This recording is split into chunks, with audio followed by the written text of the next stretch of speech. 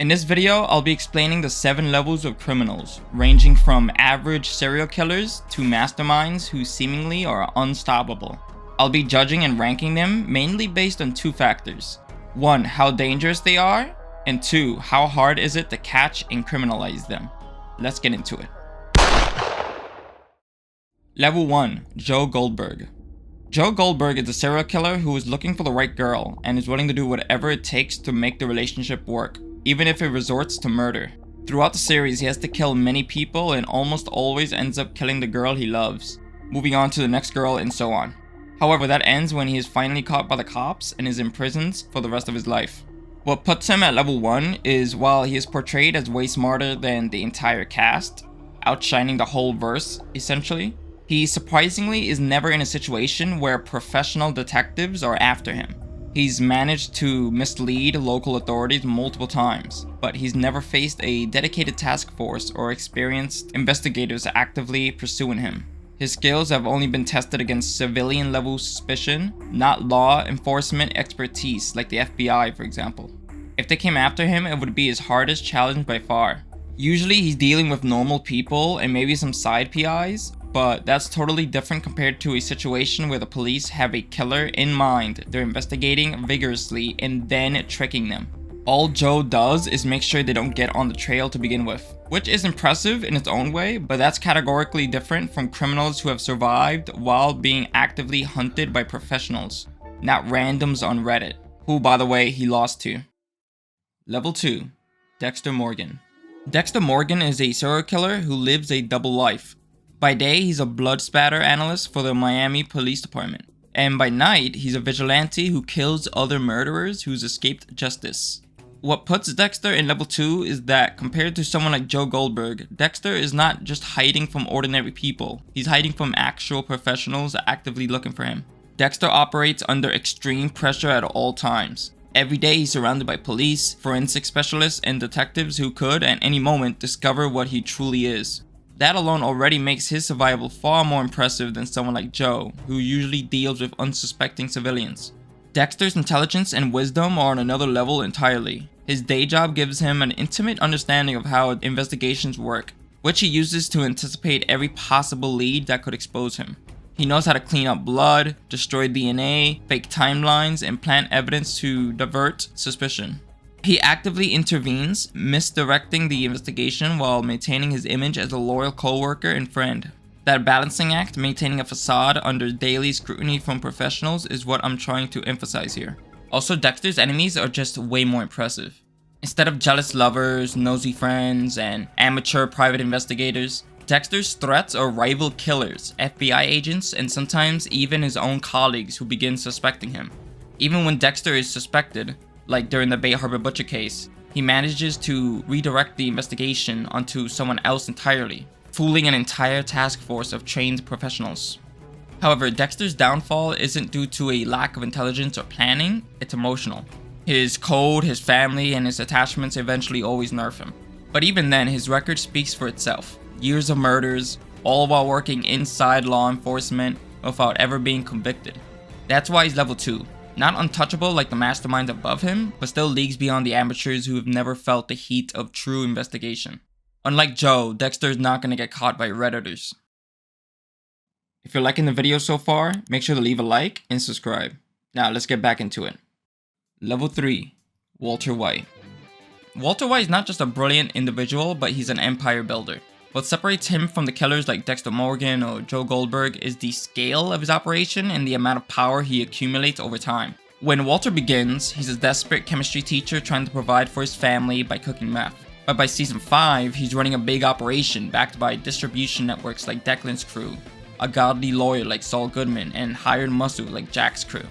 Walter's intelligence isn't just about making poisons or making bombs. The real danger is the systems of protection that make him far harder to criminalize. At his peak, he's the head of a criminal empire with resources rivaling legitimate corporations. Not some killer man dude on the run. Walter is not in the killing business, he's in the empire business. He can order killings, enforce silence, and remove threats without lifting a finger. Even if the police get close to him, Walter always finds another layer of protection, a layer to manipulate, a partner to sacrifice, and if need be, a new identity to escape under. This is what puts Walter in level 3. His connections make him extremely difficult to be imprisoned. Another key difference is the scope of his crimes. Joe and Dexter are killing lots of people, sure, but Walter's actions ripple through entire communities. He floods the Southwest with meth, topples other drug empires, and indirectly causes hundreds of deaths. Though criminal actions at this level are more systemic, even his criminal partner, Jesse Pinkman, compared him to the devil himself, negatively affecting thousands by the time he gets caught. Really, the only thing nerfing him is his love for his family and how he'd even sacrifice everything just to protect them. Ultimately, Walter White earns his level 3 ranking because he represents the transition point between an individual criminal and a criminal empire. Level 4. Wilson Fisk.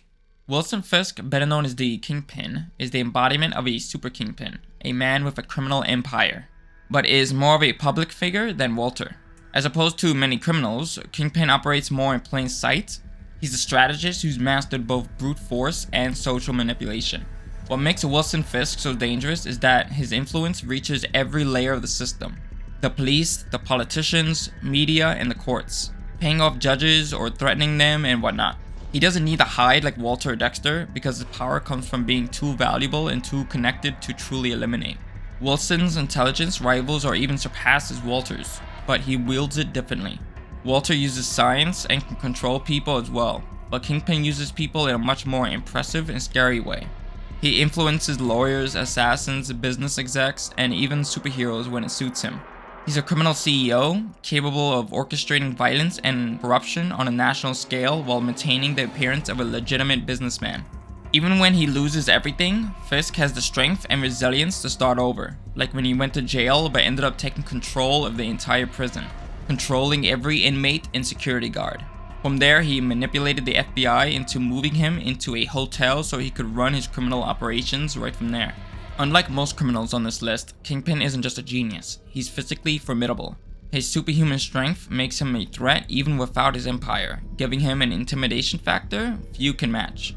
It's to the point most people would rather self-delete than betray him. The reason Kingpin ranks above Walter White is simple: sustainability and scope. Walter's empire falls apart when his identity is exposed, but Wilson's empire has fallen and risen back up multiple times. He's been imprisoned, publicly outed, and still manages to run his operations from inside a cell. He literally uses the system and society itself. In season 3 of Daredevil, it gets to the point where the entire FBI would be following his orders due to him having the skill to slowly corrupt the organization. Yeah, at this point, you straight up need superheroes. Level 5. James Moriarty. Professor James Moriarty isn't just a criminal, he's the Napoleon of crime, as Sherlock Holmes once described him as. While Wilson Fisk is a super kingpin who dominates through force and influence, Moriarty dominates through pure intellect. His strength is the ability to outthink entire systems. Moriarty operates on a scale that's beyond human ability. Every crime and every death is a calculated move in a larger equation only he can see. Moriarty's empire stretches beyond one city or organization. It's a global web of interconnected crimes that he controls like a super genius spider. Moriarty's resources are more vast and subtle. His crimes are so layered that even when the authorities catch one thread, it only leads to another dead end. Not only is he Sherlock Holmes' rival, Moriarty also regularly escapes capture from Mycroft Holmes. Yes, this guy is Sherlock Holmes' brother, who, by the way, is smarter than Sherlock, but is more secluded and only focuses his attention at running the British government. Apparently, when Mycroft isn't busy, he also dabbles in running the Secret Service and helping out the CIA. So this guy is like a more proactive version of Nier from Death Note. Meanwhile, Moriarty is able to run the entire criminal underworld right under Sherlock and Mycroft's noses. If Walter White and Wilson Fisk manipulate the people directly around them, Moriarty manipulates the manipulators. Basically, criminals from around the world go to him for advice so they can get away with their crimes. Moriarty ranks above Kingpin because he's smarter and sees criminals, law enforcement, and entire governments as pieces on his chessboard. He most likely would be the one counseling Wilson and giving him advice on what to do about Matt Murdock or other superheroes who might get in his way. Level 6. Lex Luthor. Nicholas Holt's Lex Luthor isn't just another rich villain. He's what happens when genius, ambition, and power combine into something untouchable. Luthor is the ruthless CEO of Luthor Corp, a man who hates Superman not just for being stronger, but because he can't control him. Instead of fighting Superman with strength, Lex uses public perception, technology, and politics. He turns ideas into weapons. In the movie, he leaks a message from Superman's Kryptonian parents, tricking the world into believing that Superman was sent to conquer Earth. Then, he builds a pocket universe to trap Superman himself, all while running his massive corporation. Luthor uses everything at his disposal, science, media, and government influence to shape the world around him. His wealth and resources make him nearly unstoppable. He can fund armies, build sci-fi level weapons, and manipulate entire governments without ever stepping into the battlefield. Whereas someone like Moriarty controls criminals and underground networks, Lex can manipulate nations themselves. That's why level 6 represents criminals who don't just break the law, but control the law. So think of level 5 as the peak of the criminal underworld, while level 6 is pretty much where a criminal controls various aspects of the world itself. He has to be this OP and impressive because his rival is literally Superman, the superhero of superheroes. Therefore, you would think Luthor is the supervillain of supervillains, at least as far as a normal human goes. Sure, he uses soldiers that have superpowers, but Lex only needs them to compete with Superman. If you throw away all the superpowers from the equation, Lex would take over the world easily. Level 7. Light Yagami. Light Yagami isn't just a smart criminal, he's essentially a god with a notebook. The Death Note lets him kill anyone just by writing their name down as long as he can see their face anyway. No weapon, no fingerprints, no evidence, no crime scene at all. Just a name, a face, and a cause of death. That's what makes him completely different from every other person on this list. Kingpin uses money, Moriarty uses people, Lex Luthor uses technology, but Light doesn't need any of that. The Death Note is like a cheat code for crime. It lets him kill from anywhere in the world without anyone knowing how. He can also literally control people to an extent, manipulating their actions right before death. For example, when he's trying to find the address of someone named Mello, Light writes in the notebook that Mello's goon, Cal Snyder, will mail Light Yagami the address of his boss and then die. While he didn't have Mello's name or face, he was still able to make use of his overpowered weapon. Besides literally controlling people, Light killing politicians and other important figures is already enough to influence entire nations into accepting him. Even the President of the United States submitted to Light, since nothing is stopping him from killing the President at any time. Then there's his ally, Ryuk, an invisible Shinigami who watches everything and helps Light to a certain extent, sometimes. That means Light always has someone protecting him who can't be touched or seen by humans. After that, he also has Misa Amane, his girlfriend, who owns another Death Note. She has the Shinigami eyes, which let her see people's names and lifespans by looking at their face. Together, they can find anyone, kill anyone, and never get caught. The only way to criminalize Light would be to catch him using the Death Note, or to find the notebook with his handwriting inside it. Even then, you'd have to prove it actually kills people, which most likely would be difficult or messy in court. Not to mention, at literally any time, Light Yagami can tell the Shinigami that he doesn't want the notebook anymore, and then Light will lose all his memories of ever using the Death Note, which might add a whole nother layer of mess in court. So basically, this whole supernatural or magical element to this makes it extremely difficult to prosecute anyone who uses a Death Note, especially a genius like Light Yagami. The only reason Light got caught and so many close calls happens is because he let them happen.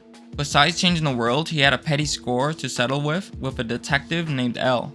If Light had no interest in killing detectives, he could just sit in his bedroom and write in the killer notebook his whole life and no one could do anything about it. So yeah, that's level 7, the more magical level.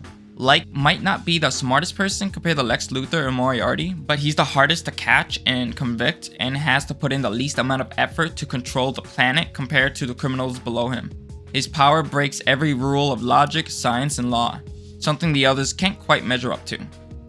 If you enjoyed this video and maybe this sparked some interest in some versus matchups like Walter White versus Wilson Fisk or Light Yagami versus James Moriarty, for example, be sure to let me know in the comments. Press the like button and subscribe.